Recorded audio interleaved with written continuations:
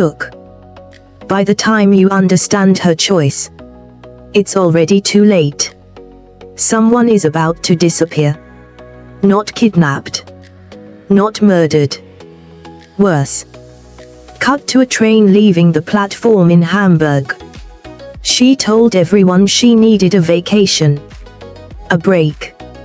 Space to think.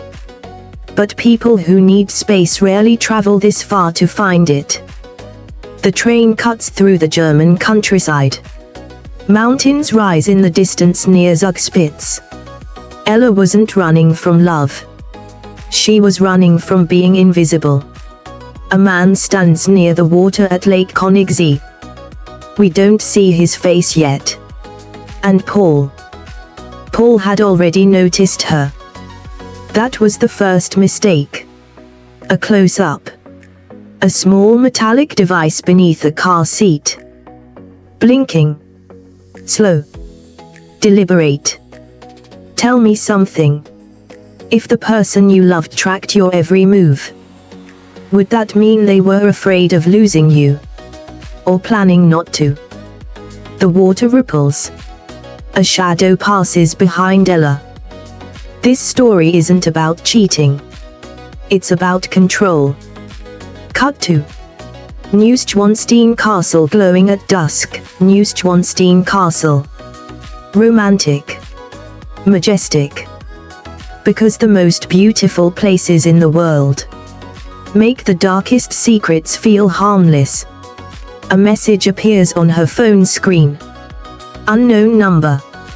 I know where you are. She freezes. Here's the part you won't expect. She smiles. Long pause. Would you? Music begins to rise. In the next 2 hours, someone will lie. Someone will manipulate. Someone will walk away. And you'll change your mind about who the villain is. At least 3 times. The phone stops vibrating. Dead silence. This is not a love story. This is the story of her weakness.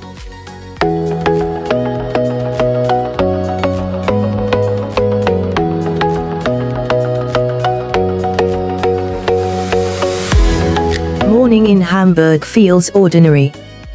Too ordinary. Ella stands behind a supermarket counter, scanning items, forcing polite smiles, counting hours instead of customers. There are 2 kinds of exhaustion. The kind sleep fixes. And the kind silence creates. Her phone lights up. She doesn't check it immediately. She already knows who it is. Her boyfriend. The man she once called home. Love didn't collapse overnight. It eroded. Quietly. Politely. That evening, she books a solo trip. Destination, Bavaria. She tells him it's just a vacation. Space. Air. Time to think. He replies almost instantly. Of course. You deserve it. Too quickly. Support can sound a lot like supervision. If you listen carefully. The train pulls away from Hamburg. Fields blur past the window. Ella watches her reflection instead of the scenery. She wasn't running from him. She was running from who she had become with him. Hours later, mountains rise in the distance. Majestic. Calm. Indifferent. Near Zugspitze, the air changes. Cleaner. Sharper. More honest. She inhales deeply. For the first time in months, she feels light. Freedom is intoxicating. Especially when you haven't tasted it in years. She drives toward Lake Königssee. Crystal water. Towering cliffs. Tourists laughing. The kind of place people go to fall in love. Or to forget they already did. She steps out of her car. Her phone buzzes again.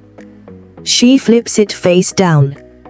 If you ignore a call long enough, does it stop meaning something? As she reaches for her bag, it slips. Someone catches it before it hits the ground. A man. Calm eyes. Grease under his fingernails. Working hands. Paul. He didn't introduce himself like fate. He introduced himself like coincidence. He smiles, brief and unthreatening. She thanks him. They part ways. Or at least, that's what it looks like. Later, during a boat ride across Lake Konigsee, she notices him again. 2 rows behind her. Not staring. Not avoiding. Just there. Some meetings feel arranged. Even when they aren't. She tells herself Bavaria isn't that big. Tourists overlap. Paths cross. Nothing more. That evening, she parks near her small guest house. As she gathers her things, she pauses. Something feels off. Not wrong. Just observed. She scans the empty lot. Nothing. Wind through trees. She shakes it off. Intuition whispers. Fear shouts. She heard neither clearly. Inside her car, unseen, a tiny metallic object rests beneath the seat. Silent. Waiting. The next day, she hikes near Neuschwanstein Castle. Fairytale towers against blue sky. It feels unreal. She takes photos. Laughs for the first time in weeks. And then, she slips slightly on gravel. A hand steadies her. Paul. Again. Twice is coincidence. 3 times is a pattern. They talk. Small things at first. He's a mechanic from Munich. Working class. Simple life. No arrogance. No performance. He didn't try to impress her. And somehow, that impressed her. Hours pass easily. Too easily. She forgets to check her phone. That night in a Munich beer garden, music rises, glasses clink, strangers toast to nothing in particular. Paul sits across from her. Comfortable silence. Chemistry doesn't explode. It settles. Her phone lights up on the table. Paul notices the name on the screen. She turns it face down quickly. She said she was just on vacation. She didn't say she was escaping. He doesn't ask. That makes it worse. Later, walking alone back to her guest house, she finally answers the call. Her boyfriend's voice is calm. Too calm. He asks about the view. The weather. What she did today. Specific questions. Very specific. She hesitates. When someone asks the right questions, it means they already know the answers. She looks around. Dark parking lot. Empty. But her chest tightens anyway. Inside her car, the tiny device blinks once. Soft. Rhythmic. Patient. The next morning, Paul is waiting by the lake. Not arranged. Not planned. But not surprised either. They sit on a wooden dock. Silence stretching comfortably between them. Attraction feels safe. When you believe you're still in control. He glances toward her car. Just briefly. Something unreadable in his expression. He looks like he wants to say something. He doesn't. And sometimes, what isn't said is far more dangerous. As the sun dips behind the Bavarian Alps, Ella laughs at something Paul says. genuine, unfiltered. In that moment, she feels seen. Behind them, unnoticed, her phone vibrates again. This time with a message. Unknown number. Are you enjoying the view? She freezes. Slowly turns. No one there. Except Paul. Watching her. Not the lake. Her. Tell me something. If the person you just met makes you feel safer than the one you've loved for years, is that destiny? Silence? Or is that the beginning of a mistake?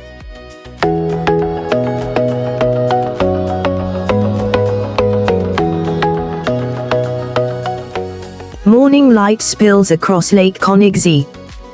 The water is calm. Ella is not. Attraction doesn't arrive loudly.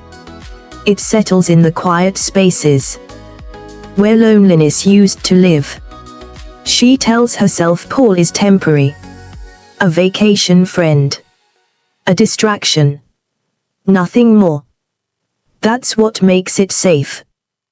They hike higher into the Bavarian trails beneath Zugspitze. Snow glimmers in the distance. Their conversation grows deeper. Less polite. More honest. She tells him she works long hours.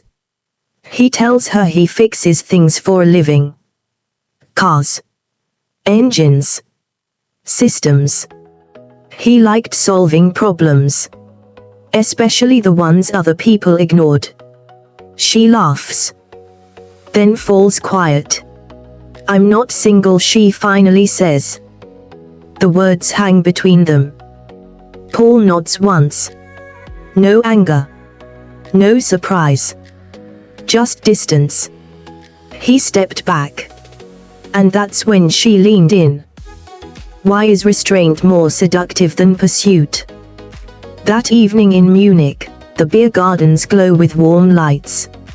Music hums through the air. She forgets to check her phone again. When she finally does, 5 missed calls. 2 messages. 1 unread notification from an unknown number. You didn't answer. Her breathing slows. Not panic. Not yet. Just awareness. When did love start sounding like surveillance? She doesn't show Paul. But he notices the shift in her expression. He notices everything. The next day, rain rolls in. They drive through winding roads near Neuschwanstein Castle.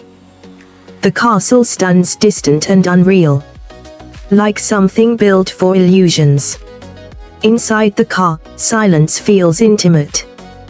Confessions are easier in moving vehicles. You don't have to look at each other. She tells Paul her relationship feels heavy. Controlled. Measured. She says she feels smaller lately. Paul listens. Not interrupting. Not judging. Attention is a powerful drug. When you've been starved of it. He asks one question. Just one. Do you feel safe with him? She doesn't answer immediately. And that hesitation says more than words. That night, back at the guest house, her phone vibrates again. Unknown number. A photo. Her car.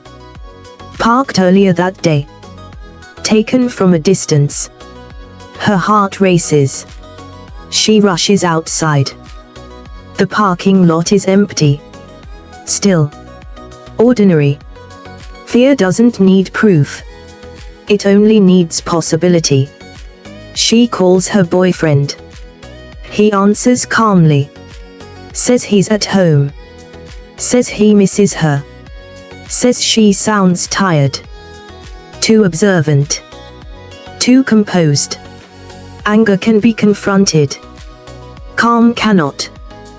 The next morning, Paul crouches beside her car. He runs his fingers under the seat. He pulls something out. Small. Metallic. Blinking. A tracking device. Silence. Ella stares at it. The truth doesn't explode. It sinks. Paul's voice remains steady. He explains how it works. How easy they are to hide. How common they've become. He speaks like a man familiar with the tool. Because he is. He tells her someone has been following her movements. Not guessing. Knowing. She whispers one name. Her boyfriend. Paul doesn't confirm. He doesn't deny. When suspicion is planted, it grows on its own. Later, walking through the quiet paths of the Black Forest, Ella feels exposed. Trees close in around them. Shadows stretch longer than they should.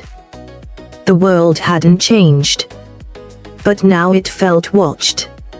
She moves closer to Paul unconsciously. Not romantically. Instinctively.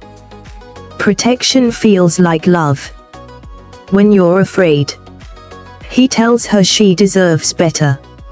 A simple sentence. But it lands deeply. The most dangerous words in the world are, "You deserve more." That evening, they sit in silence by the lake.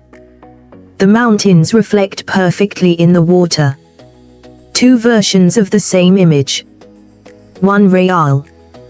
One illusion. Ella's phone lights up again.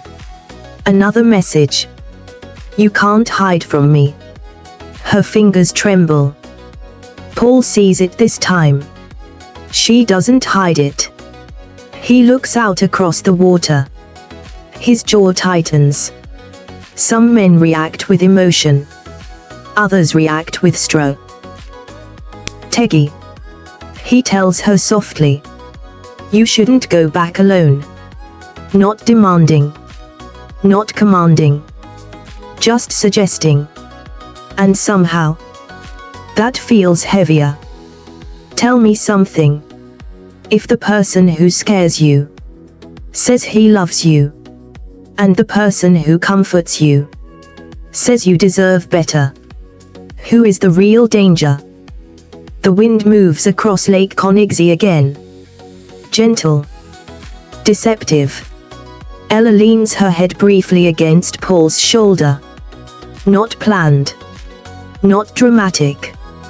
Just tired. He doesn't move away. Dependence doesn't begin with obsession. It begins with relief. In the distance, a figure watches from across the dock. Still. Unmoving. Or maybe it's just a shadow. This is the moment everything shifts. Because once fear enters love, love stops being simple.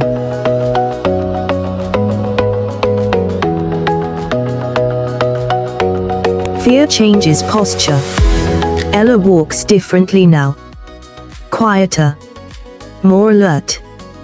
Once you discover you're being watched, every silence becomes suspicious. The tracking device rests on the small wooden table inside her guest house. Harmless looking. Small enough to forget. Too powerful to ignore. Paul studies it carefully. He turns it over in his hands like something familiar. Too familiar. There are only two kinds of people who recognize a tool instantly. The ones who use it. And the ones who've been hurt by it.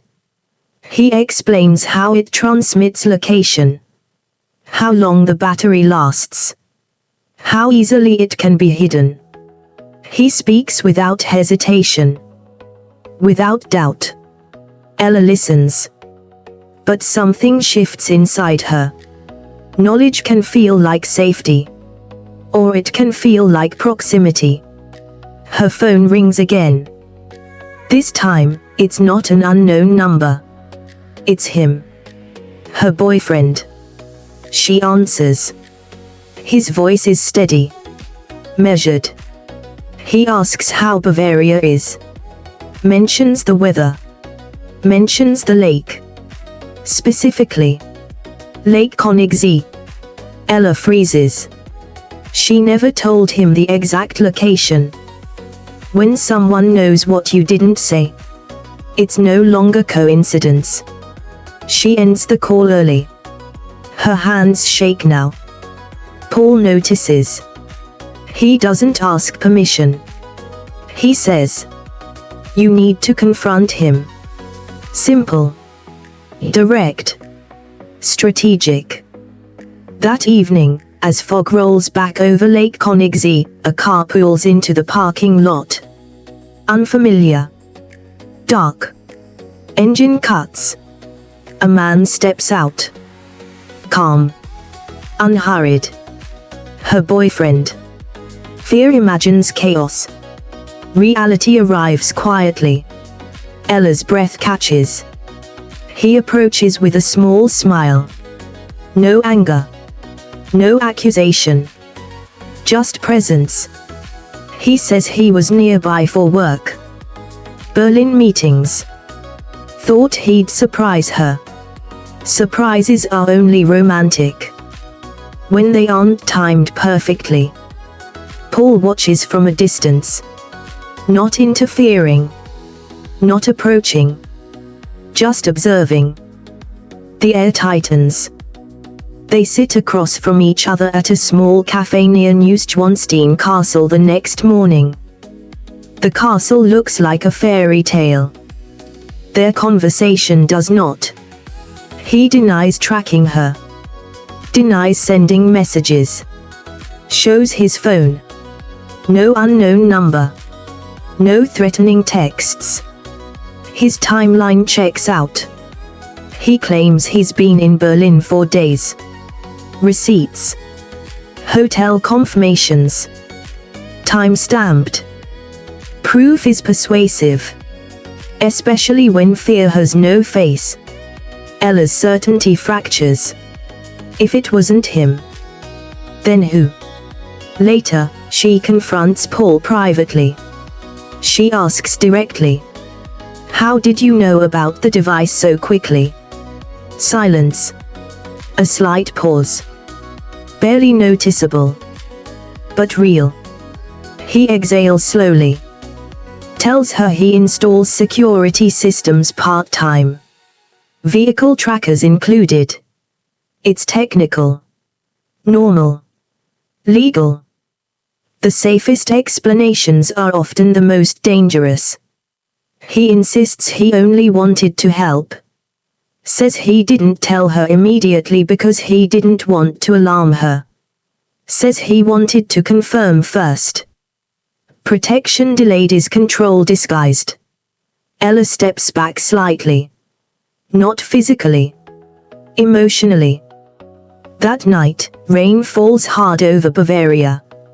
Lightning splits the sky above Zugspitze. Inside her guest house, Ella replays everything. The first meeting. The second. The third.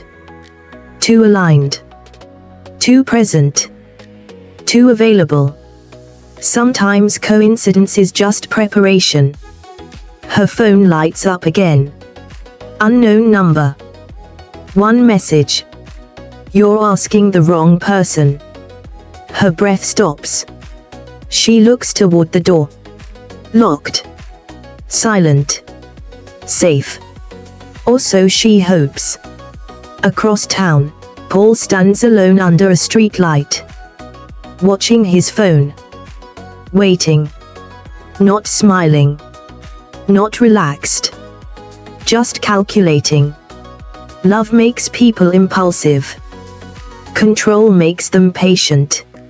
Unreadable. The next morning, her boyfriend knocks at her door. Alone. No anger. Just concern. He says he wants to fix things. Says he felt her pulling away for months. Says he panicked. Confession can sound like guilt. Or it can sound like strategy. He asks one question.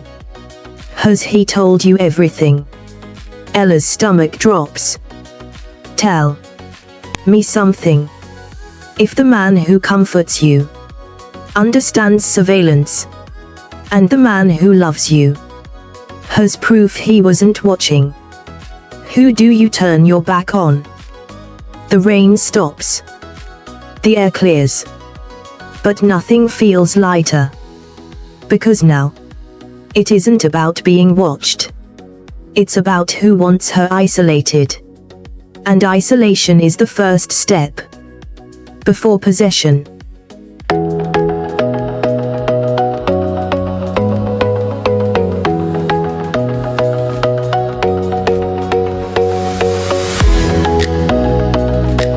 Trust doesn't shatter. It tilts. Slowly.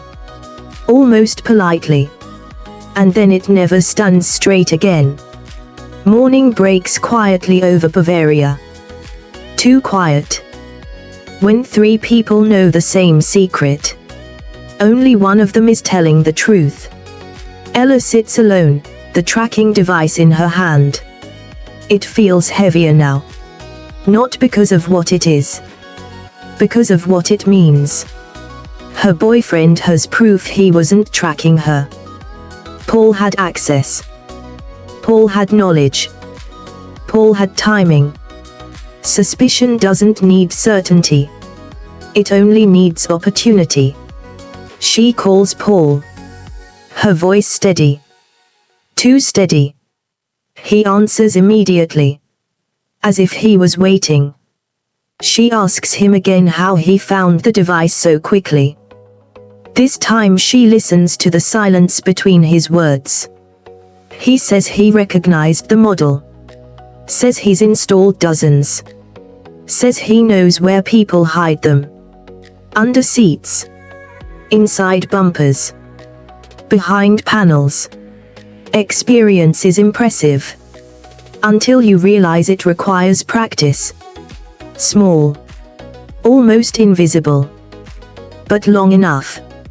Later that afternoon near Lake Konigsee, Ella watches Paul from a distance. He doesn't know she's there. He's on the phone. His tone is different. Lower. Controlled. She can't hear the words. But she sees his posture. Not relaxed. Not affectionate. Focused. Strategic. You learn more about someone when they think they are unobserved. He ends the call. Looks around. For a second. His eyes scan the exact place she's hiding. She steps back quickly. Heart pounding. Did he see her? Or did he expect her? That evening, her boyfriend arrives again. No confrontation. No raised voices. Just patience.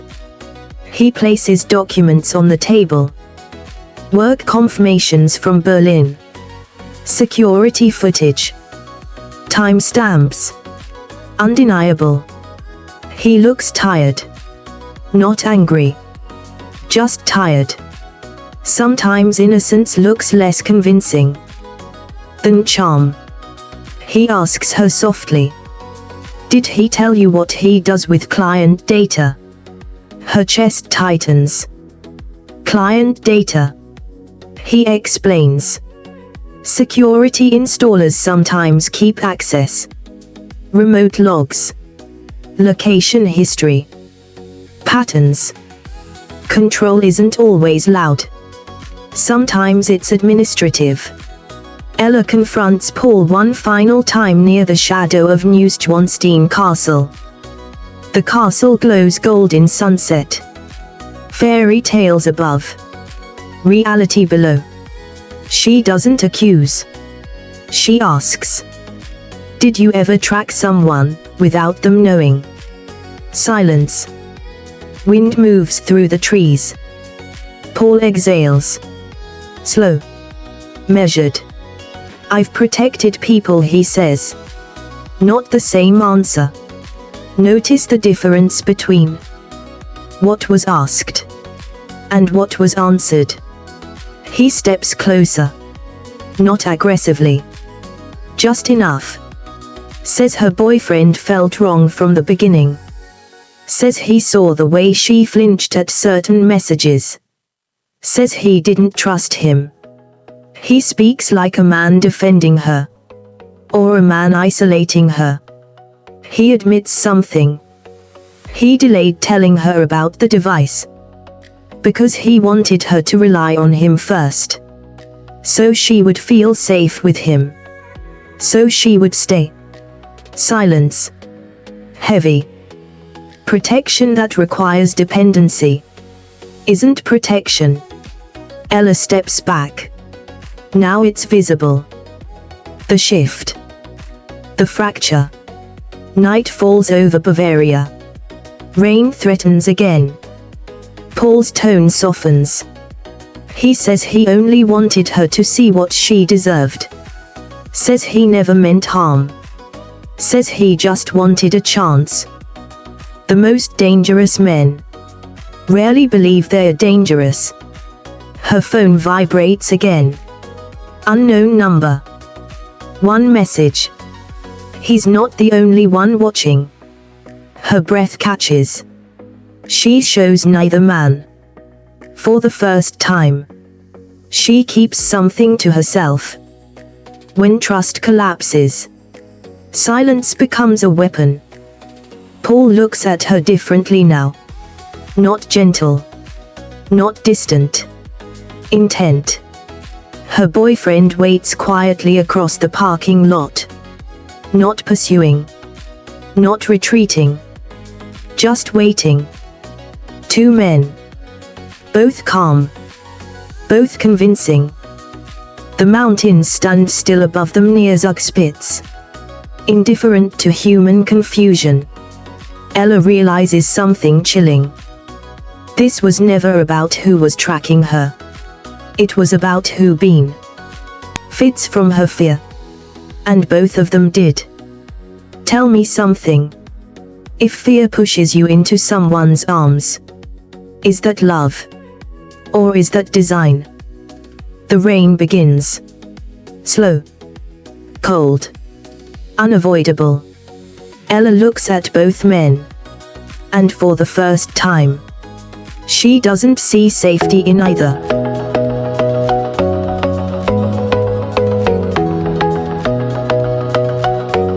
Rain follows her north. By the time the train pulls into Berlin, the sky has turned the color of doubt. When trust collapses, distance feels like clarity. Ella steps onto the platform alone. Paul on one side of her life. Her boyfriend on the other. Neither beside her now. But neither gone. Her phone vibrates again. Unknown number. She doesn't look at it this time. Control only works if you react. She replays everything. The lake. The mountains. The first meeting. The second. The third. Too aligned. Too perfect. Coincidence is comforting. Patterns are not. She walks along the river, rain soft against the surface. The tracking device rests in her coat pocket. Cold. Familiar. Everyone asked who put it there. No one asked why it was needed. Her breathing steadies. For the first time, she isn't afraid. She is thinking. Flashback. Weeks earlier in Hamburg. Late night. Empty apartment. Her boyfriend asleep in the next room. Ella scrolling through forums. Reading about loyalty. About tests. About proof. Insecurity is quiet at first. Then it becomes creative. She orders the device herself. Small. Untraceable. Anonymous shipping. She tells herself it's harmless.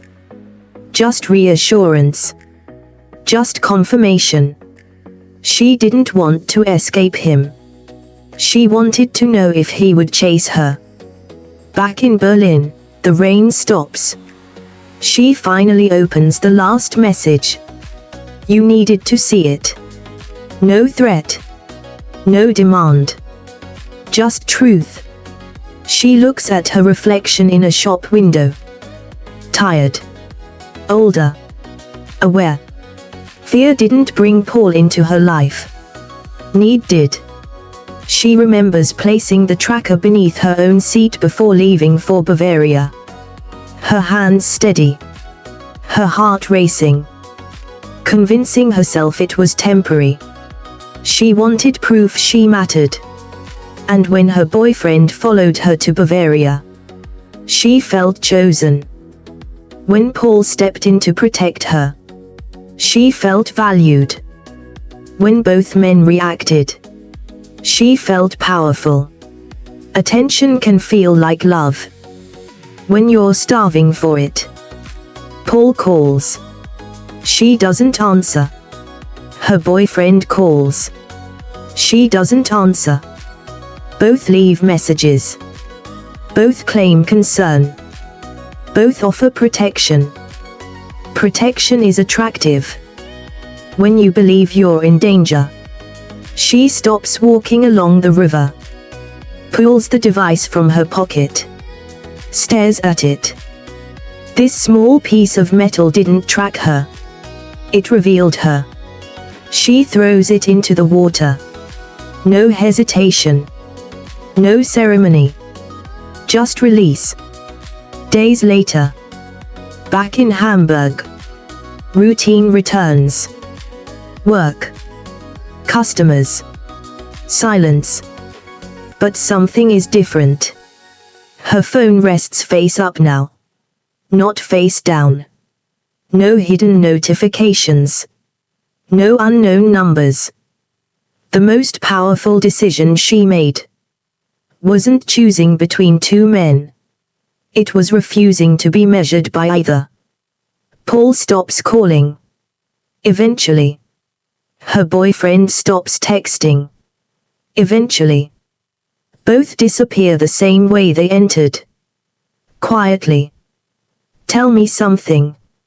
Soft. Direct. If no one had followed her. If no one had fought for her. If no one had watched her. Would she have felt invisible again? Her weakness wasn't love. It was needing to be wanted.